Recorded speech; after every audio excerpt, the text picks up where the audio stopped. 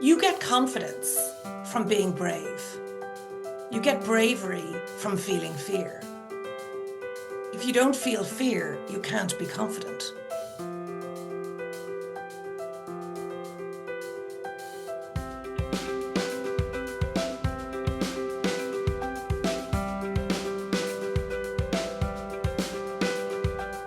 Hello, my name is Shirley Kavanagh, and you're very welcome to the Leadership Discoveries podcast. In this series, I chat with leaders across a variety of sectors and geographies who share their experience and views on a range of leadership topics. I'm delighted to have with me today Carol O'Kelly. Carol is CEO at Redstorm Communications, and that's a strategic marketing and communications agency and regarded as one of the leading proponents of personal branding, communications and positioning strategies for high-level C-suite and owner managers. She has captured attention on both sides of the Atlantic as a passionate and pioneering marketing entrepreneur, and she is an in-demand keynote speaker on stages from Dublin to London, the US to Dubai and Singapore. Carol, you're very welcome. Shirley, it's very kind of you to have me on the podcast this morning. I'm really looking forward to our discussions. And I'm delighted to talk to you, as I always am.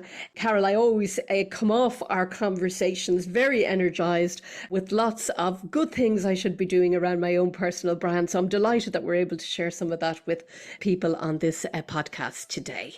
Carol, maybe we'll start off with just this whole concept of personal branding. Why does it matter and what is it? Well, I think there's a lot of misconceptions out there in the market about personal branding. You hear an awful lot of stylists, photographers, people that are more front end talking about your personal brand and what way to stand, what colours suit you, which is very important, but it's not the essence of your personal brand. And I think a lot of leaders get slightly confused, and I hear a lot, I've got new headshots. I'm okay on the personal branding front. But actually, your personal brand is a deeply strategic positioning of you and a deeply strategic positioning of the value that you bring to the table. And I think a lot of the misconceptions come from an often quoted Steve Bezos comment at the time that your personal brand is what people say about you when you leave the room. And I always say to my audiences, you know, if you're doing keynote speeches, what is a personal brand? This quote is always brought up. I would honestly never leave a room again if that was the case. I wouldn't have the confidence to leave a room and to be brave enough to let people say whatever they want if I had no control over what I put into the room in the first place. So I think all of your listeners, Shirley, would book onto a conference on a regular basis. And it's normally because Dr. Shirley Kavanagh is speaking at the conference, or Carol O'Kelly. They'll follow the name and they'll follow the brand. There's an awful lot that we can do in order to build that recognition. So it's not just I walk into the room, I don't do an awful lot, and then I leave it to chance as to what people are going to say. It's a very strategic, deep positioning of the value I bring to the table. And I can craft that and I can develop it. And we all should. Mm-hmm. And, you know, I'm really getting this sense, Carol, of something that, yes, as you say, is something that's very deep, but it's something that we really have to own. You know, it's part of the essence of who we are. Hugely. And I think that another little misstep people tend to make is they follow their large corporate brand. If you're a female founder or a founder of a tech company, slightly differently. But if you're a leader of a corporate, my name is really synonymous with the brand I work for. But what happens if I move? Mm-hmm. There's a slight dichotomy now in whether I'm, for example, Carol O'Kelly from AIB or Carol O'Kelly because I've moved to Bank of Ireland. It's quite important to be sure that you actually put the whole package together and it's me. It's my authority. It's my recognition. It's my thought leadership. And I currently work with X brand. Very interesting positioning there that you're putting on it. Yeah. Yeah, I think there needs to be a little twist because, and I always I say this a lot in speeches and working with clients, very few of us are going to retire, unless we've started our own business, are going to retire from the position we're in now. So you need to be always cognizant of the fact that your personal brand is you uniquely and the value that you bring, rather than you in the role with the brand you're currently sitting in. I think a lot of leaders too are quite shy about letting their personalities come through their brand. It's not an elevator pitch. Hmm. And we all know those people that stand at the corner of the room as you're coming into an event and they go, hello, my name is, and I'm, 25, for example, on LinkedIn, the great headline, 25 years experience, fully qualified, sales director, revenue of, self-motivated, deadline. I don't want to work with that. Hmm. That doesn't tell me in any way what you're like to work with. Show me a bit of personality. So how does somebody do that? Because one of the questions I get asked about a lot from leaders that I work with in my own practice when we talk about brand, it's how do they actually start? What's the first steps that they can take? Because often some people have been so busy doing the job that they've actually forgotten about their own presence and that brand, and particularly online. So how do they start when they don't have anything? I would always suggest to clients that they sit. This is going to sound very strange. They sit with themselves for a while. Now we're coming up to Christmas, and I know Christmas can be manic for a lot of people, but there's also a little point in time at some stage over Christmas where you go, I can't take it anymore, and I go out for a walk, or I can't take it anymore, and you go into the kitchen, you make a big pot of tea, you have a glass of wine, whatever it is, and you just sit with yourself. And I always ask clients the questions: what makes me different? They've no problem in answering that. What's my USP? What's my unique selling point? No problem, because they've been told this. But if you do a 360 on yourself and you look at what I'm really good at, what I am really not good at, but is possibly part of my role, what I really, really love to do, what really makes me sing, and what doesn't, and be very honest with yourself. I would do literally a complete 360, but it all hinges, for me, we've done about 12 years research on this, internationally, different levels of leadership, from mid-senior leader, VP, president, director, boards, obviously company owners, male and female. And the key part of your personal brand is a very uncomfortable question. I gave a keynote in Galway during the week, last week, and I asked the audience those three questions. What makes you different? Every hand went up. What's your USP, your unique selling point? Every hand. Oh, I'm dying to share with that. Dying to share. But here's the question. What makes me truly remarkable? And not one person in the room looked at me. They were this, hand Mm. over eyes, down writing frantically, nothing coming out of the pen. It's a question that makes everybody awkward, because certainly Irish people, we're based Mm. in Ireland, certainly Irish people aren't great at saying, do you know what makes me truly remarkable? Let me tell you all about it. And I don't want you to do that, but you can't build a personal brand without knowing it deep down inside yourself. So Hmm. it's that what makes me remarkable, plus my personality, plus my very unique journey. We might both have done, for example, a BCom, then we moved to a bank, then we went to the States, then we went to London, then we did this. The journey is the same, the story is never the same. Hmm. So pull out those interesting little features that you've gone through. They all make that unique, remarkable core. And once you've got that, now we can start building a personal brand. So there's a lot I'm hearing from you, Carol, in terms of self-reflection, first of all, and honest self-reflection as well, and also getting input from other people. Is that right? So that we can kind of get a true sense. Exactly. And I do always say to people, do a 360. Do ask your direct reports, do ask the people you're reporting in to explain what you're doing. I wouldn't suggest to people they ask their beloved spouse, because you might not like the answer. I wouldn't ask close friends, but I would ask people on the periphery. So, for example, I went to an event yesterday and somebody randomly, I haven't seen her for years, and she said to me, thanks so much for coming. And I said, of course, I'm coming here to celebrate you, to, support you. And she said, and thank you so much for bringing your always positive energy. Hmm. I had no idea that I was bringing any kind of energy. And I work in this space. Right. Another point that a lot of people step over, if you like, is they assume they know their personal brand. They assume they know what other people are taking up, and they're normally wrong. Okay. They're normally wrong, good or bad, they're normally wrong. And if you're not crafting your personal brand, somebody else is. And Hmm. that's where it's what people say when you leave the room comes in. Okay.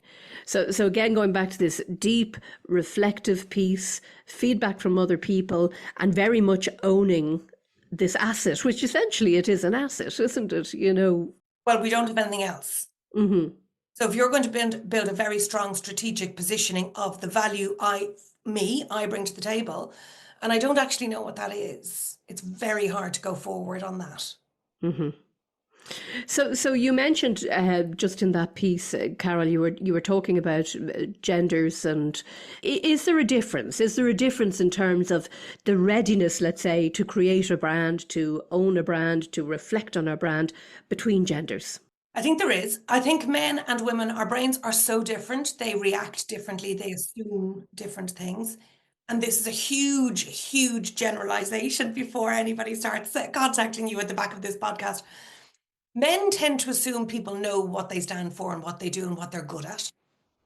Men also tend, again, a huge generalization, to think they're good at most things. So on a job spec, there's 20 things, men will have done 5. They'll probably think they'd be fantastic at the other 10. And the other couple that are left over, I'll just go for the job anyway. Women might have excelled at 18 and will say, well, I'm missing the 2. So then they're anxious about missing the focus on the 2. We can both learn an awful lot from each other. Women tend to go quite deep into, am I good? And you'll rarely hear me talk about imposter syndrome. Very, very rarely. I think we feed into it a little bit. And that's a bit of a bugbear for me, because obviously if you've got a very strong, well thought out personal brand, you get over most of that. So people get a little bit confused between nerves, anxiety. I'm going to step on stage. Oh my God, I'm really anxious. And they go, I have imposter syndrome. But actually, Hmm. that's just nerves, literally nerves. You'll never hear a man talk about imposter syndrome. You'll never hear that as an issue at a gender biased or a gender equal conference, but you'll hear it always spoken about at a women's conference. So it's little things like that that can inform our personal brand negatively, can add anxiety into it. So I think women can learn a lot from men. We know we're good at what we do. Be the tall poppy, and it's a term I use regularly. Be that tall poppy, stand up and be seen, but do it in a way that suits your brand voice. Hmm. So make an impact in the way that suits your brand voice. I love what you're saying there, Carol. You know, that whole piece around let's not confuse natural sort of reactions, behavioral reactions, emotional reactions to particular stimuli with big titles like imposter syndrome when it's actually something that maybe everybody experiences. I really love that, what you're saying there. I'm a keynote speaker. I do keynote speeches, like I did 7 last week. I have 4 this week. And I always say to people, the day I'm not nervous is the day I retire and take up golf. Hmm. Because nerves, it's adrenaline in your system and it makes you so good. If Hmm. you go on going, I'm not a bit nervous about this now, not a bit. I've practiced it 25 times. I know exactly what's going to happen. You walk on that stage and you are so flat. Hmm. So nerves become anxiety, become imposter syndrome, or nerves become adrenaline, become excitement. Hmm. There's a big, big difference. And does confidence come into that as well, do you think, Carol? Yeah. Absolutely. But confidence can be learned. Hmm. Explain a little bit more to me about that. Sure. A lot of women say, well, I'm not a confident person. I couldn't possibly do a presentation. No chance. Very shy, very introverted. No, no, absolutely not. You get confidence from being brave. You get bravery from feeling fear. If you don't feel fear, you can't be confident. So it's actually a physical reaction. It's endorphins and adrenaline in your system. And they fire your neurons in your brain. So a lot of people say, God, she's very confident. But you think confidence comes from nerves. Hmm. The physical reaction from nerves and excitement is exactly the same in your body. You just term it differently. You Yeah. understand it differently. If you can twist that slightly and use a couple of really simple biohacks to get that confidence going. So you walk on stage, for example, I know a lot of leaders do present and do hate it because they come to, I'd say both of us, saying, oh my God, I have to do a presentation. If you gaze, you walk on stage and gaze rather than stare, it calms your system. Couple of deep breaths before you go on stage stops that nervous gut reaction, and your diaphragm sort of vibrates slightly differently when you're calm. But it's a biohack. Right. Not that I am more confident than you. It's not that I am not nervous or anxious. It's that I'm just phrasing it differently. And that phraseology becomes part of my personal brand. And I love that concept of biohacks. I've often heard said to me that often if you smile when you go out, that immediately has the physical impact of just relaxing us and sending these positive sort of hormones through our body, which makes it just a little bit easier when we actually start presenting as well. So Very much so. Oh, very much so. Yeah. yeah, And if you can move those nerves and that adrenaline into excitement, it's just a brain rephrasing. You're not doing anything different, but that adds such an edge yeah. to your presentation. But it gives you such an edge to your confidence. And that's a biohack. Yeah, great advice there, I have to say. Just if we move this concept of personal branding and this effort we've put into reflecting on ourselves and getting feedback from people, turning our personal brand into something that creates our leadership persona as such. What does that look like? How do we do that? What do we have to remember? If we've set a personal brand for ourselves, we're clear about what our personal brand is, how does it make us better leaders effectively? I think is the question I'm asking. Well, I think the first thing I would suggest people do is you have a vision for your personal brand. You're quite clear in what that vision is. And we build personal brands through a framework of pillars that we've developed after looking at all this research and what people said were the real, and it's a phrase I hate, the real needle movers for them in terms of their leadership career. We build those personal brands through those pillars in that framework. And one of the key pillars is thought leadership. And with thought leadership comes authority. And with authority comes responsibility. And with your messaging is another pillar that we would look at, your brand voice and the messages you're actually delivering. You have to be very cognizant at all times that you're saying it, you're delivering those messages, you're writing those messages in your brand voice, and you're delivering them with the values behind your brand. So you're always very conscious of how your messaging is landing with people. Once you've got that brand voice nicely polished, then you can start looking at it, adding a bit of shine in terms of executive presence, gravitas, charisma. You always know the great leaders. They're all very good with people. Mm-hmm. They've learned how to be good with people. And again, if you're introverted, a lot of people sit and look at me going, no, no, no, no, I can't. I'm not good with people. You make an impact. No matter what the impact is you want to make, you make an impact and you design that impact. And if you are quiet and introverted, very often that impact is doubled. So as a leader who's quiet and introverted, you need to be very clear that that's part of your brand and build that into how you interact with people and how you communicate. So again, as we said at the beginning, without actually stating it, show me. Mm-hmm. That's what really good leaders is. And also letting people know you as a person. That's the real key. And once you're really confident and you like the vision you have for your personal brand and you make the decision that that's going to be it, every awkward situation is then taught by that personal brand. So your leadership voice comes from there.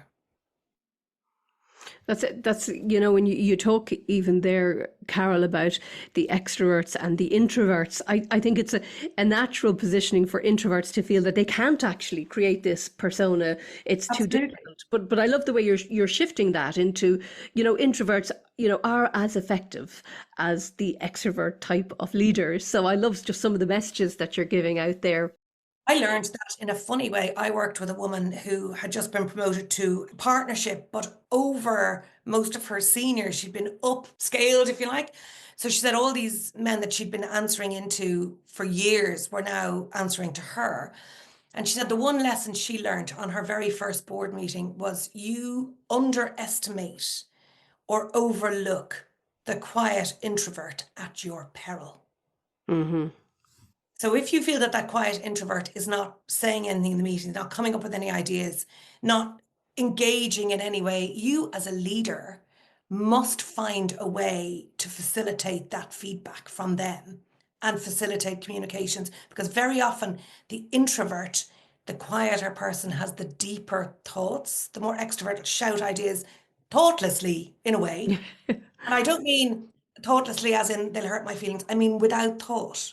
Yeah. Off my here's my feedback. But the quiet ones and the quiet leaders need to find a way to not be written off. Yeah. And of course, we've got that beautiful book by, I think it's Susan Cain, where she talks Susan about it. Cain, Yeah, quiet. the quiet, it's an absolute must read for the introverts out there. Yeah, I recommend that to It's everybody. fabulous. Yeah, great, great book. Carol, I know you talk, a lot about brand voice. And, many listeners here will be on LinkedIn. Some will be on Twitter and Blue Sky now and all sorts of other social media platforms as well. How do we write in our brand voice? Like, how do we find, the right voice for us and that tone of voice that's really important, particularly in the professional domain? Yeah, I'll tell you a very funny story. How I learned my brand voice was when I set up Redstorm years ago in like 2002, 2003. And I was working with companies like KPMG, Deloitte, PwC, all very corporate. And I wanted to be corporate. So my written voice, my spoke, I was very corporate. And actually, I told this story at an event a couple of weeks ago. And I think last week as well, somebody asked me to tell the story. And I went to a lot of networking events. I'm not a good networker. I don't enjoy it. I'm great if I'm on the stage and then go down and chat. But this moment of now we'll have 10 minutes of network always sends me into a cold sweat. So I had a cup of tea. I went to the loo, chatted to a woman there, as you do, blah blah blah. Got on the Lewis home, and I was sitting there going, that was a complete waste of time. I don't know why I bothered to do it. Complete and utter waste of time. And I opened up LinkedIn and I just tapped, just me, Carol. I just tapped out this thing. I went to this networking thing, told it or blah blah rubbish, but it was my fault. It was my fault. I didn't talk to anybody. It's my fault. And I got so much interaction from it, as opposed to my beautifully worded corporate articles. Yeah. And somebody rang me and she said, I was reading that and I could listen, I could actually hear you talk. And I think that's the key. If you write on LinkedIn and people who know you can hear you talk, that's a winner. Mm-hmm. That's your true brand voice. Now, bear in mind that LinkedIn is the chamber of commerce of social media. So you are on your better behavior. You are in a nice suit. You are in the heels. You are behaving well. You're not, chatty, chatty, chatty. But you have to be able to hear your voice talk. And it's that authentic communications that are always going to win, because people do business with people. And if you write in an authentic way, people understand what you're like to work with. They understand what they're going to get when they work with you. And I think that's really important. And a point actually we mentioned just before we started this call, somebody told me years ago when I was probably still in college and I wanted to be a writer, and I write an awful lot. He said to me, if you want to write as part of your day job, you have to write every single day. Mm-hmm. Write something every single day. And it's great if if you're interested in writing, it's great advice. If you're learning your personal brand voice, or if you're polishing your personal brand voice, or if you're testing a new, more personality driven voice, writing every day in that brand voice, reading it back, can I hear myself talk in that? And put it on LinkedIn, Yeah. Yeah. because people want to know what you're like. And how do you get the balance? I'm really just interested in your view on this, Carol, because we've seen LinkedIn move from a very maybe boring professional platform when it first started off. Yes, it was a bit stuffy. It was a little bit stuffy, to something now where we're seeing people, sharing very personal experiences, And some people aren't entirely comfortable with that. So how do people get it right between, you know what I'm like to deal with, you know what I am like as a person, but almost to the extent of maybe oversharing in some regards. Yes, I fully agree. I think Facebook and Instagram are amazing for oversharing. Yeah. You know, tell us everything we need to know about you on those platforms. I would say, though, a couple of little personal anecdotes on LinkedIn, it just rounds you out as a person. And I don't need to know everything about your kids or Yeah. your parents or your pets or what you've done. If you can tweak it and tailor it to advance your thought leadership piece, then it's good. I put up, I don't know if I put it live yet actually, because we're women. A lot of our friends are going through breast cancer or have been through breast cancer, and it's something that we're all very aware of. We've all, I think, probably at this stage lost fabulous friends to breast cancer. There's a couple of my close girlfriends that are going through it at the moment, and we all sea swim. So we are, it's my literally the high point of my career. We are the models for the Christmas 12 swims for breast cancer over December. I put that up on LinkedIn because it's something I'm very proud of doing. It gives another plane, another element to my personality. It adds something else. And then I made a comment about, living life to the full, life is short, all that kind of stuff. And it came back then to fully be yourself, be authentic, show some personality. This is me on a Saturday. I'm pretty much the same person on a Monday morning. So that's the way I would use it. I wouldn't go onto LinkedIn to read all about your family and your Christmas and, these the letters that you send. My brother did this and my son has done. No, I would say this is my thought leadership. These are the content pillars that I speak about in that thought leadership, in that authority piece. But show me something from home. Yeah, and I have seen your post about your 12 Christmas swims for breast cancer. Yeah, I do. I think that the tutu over the togs makes it.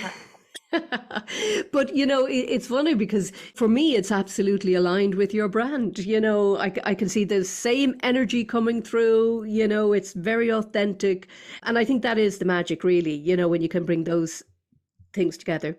It's adding depth to the person. That's quite a good leveler. If you're looking, again, we spoke very briefly about the vision of your personal brand to make the decision to follow through. So if you want to tell me something about your cat, fine, but can you bring it back? Can you say this is adding value to my Hmm. personality? Hmm. That's the real test, isn't it? In I think terms, that's the real yeah, test. And if you say actually it's not actually really adding anything, then put it on another platform. If you want to post it, put it on another yeah, platform. LinkedIn or email or anything like that is constantly looking to layer depth, layer value, layer personality. Again, back to the point of let me know what I'm actually like as a hmm, person. People are really interested in people, yeah, curious by nature. But we are curious. Where do you yeah, live? Where did you grow up? Tell me more about you. Do you swim? Do you play? Do you follow Mayo? Whatever it is, if it yeah. adds value to that authority voice, if it adds value to the person you're putting up, then do it. And Carol, I'm conscious that we're having this conversation at the end of the year, and often, people reflect and they sort of think about what they want in the forthcoming year. Often it can be a time for people thinking about transitioning in careers and doing something different, whatever it may be. And again, for people who are in that transitioning career space, who may have been in their organization for, a considerable period of time, it's a big, brave step. They do need to reposition themselves, don't they, in terms of bringing that experience into whatever new domain it is they want to. And for sure, they need to get that right on LinkedIn, don't they, in terms of positioning that as something. Yeah. I mean, you look at somebody, I have somebody at the moment who's 27 years in one institution and has suddenly woken up and said, I'm going to pivot. And she is literally brilliant at what she does and has done for all those years.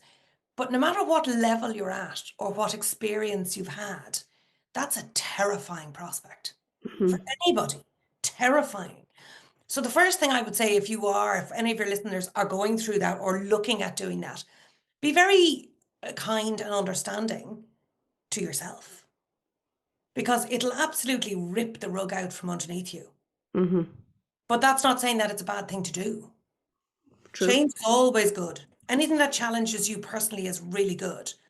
But you need to pivot your brand as well. So you need to take the really good thought leadership authority piece with you and shed the large corporate that you've been with and the way they talk, the way they walk, the way they do things. And Christmas is a magnificent time to sit by the fire, watch the kids playing, decorate the tree, whatever it is you're doing, if you're lucky enough to do that, and just have a thought and say, who do I want to be in 2025? Mm-hmm. What do I want to bring to market? And how can I go about doing that? Yeah. But it's a big rethink. It is. And, I suppose Christmas, January, all of our lives are peppered with unfulfilled New Year's resolutions. And often I just think of it's almost a little bit simpler to think about this time 12 months from now, what would I like to have changed? And even getting some clarity of that, then you'll find the way to do it. But you just need to have that clarity around what is it I want to have changed. Yeah, another nice thing to do at Christmas is to look back on the year. And obviously, we're thinking how fabulous we were and all the wins we've had. Is there something that you thought was a shoe in for you and somebody else got it? Board position, a management position, VP, whatever it is. Why did that other person get it? And what do I need to change? And most often, that's the visibility piece. Mm-hmm. We've all done it. We've all been there. Oh my God, this is perfect for me. Oh, this is perfect. And somebody gets it and you're like, what? I mean, how was that person chosen over me? That person was chosen over you mainly because the chooser didn't know you existed, didn't know you wanted the position, didn't know you were free to move, didn't know you had the experience, didn't know. So if that's the case, one of the first things I would do in January for anybody who's ever felt that is work on that visibility. Who needs to know? And one of the huge pillars in a personal brand is we don't do it in a locked room, we don't do it in a dark box. Who needs to know about you? And what do they need to know? And how and where can you deliver those value bullets to them? And that's a very easy, non-threatening way of pivoting your brand, realigning your brand, pushing the value you bring to the very fore, and LinkedIn is a phenomenal resource in this case. How do I get myself more visible? You have so many gems of wisdom, even in this call here. And I'm going to ask you now, just to try, just as we bring this conversation to a close, if you were to sort of funnel it down, and, if there was one takeaway that you would want listeners to take for themselves coming into this period, maybe of reflection around personal branding, what would it be? I know it's a really difficult question because you've just got so many things to say, but is there one thing that you'd say, look, just focus on this for the time being, for start even? Yes. Now I could answer that in 18 different ways, I'd say. I think the first thing, and actually I love cyclical things. So I'm going to end where we started. I would like everybody to know in work and as a person, and with all the stuff that you have achieved and you have not achieved, I would like you to know what makes you remarkable. What is that absolute core nugget of value that you bring that I couldn't bring, that nobody else can bring? What makes you you? And I would start there. A lot of people don't want to go there. They don't want to know. And very often I build my personal brand over on the right, but actually my core brilliance lies over on the left, and I'm completely in the wrong space. And I'm fighting.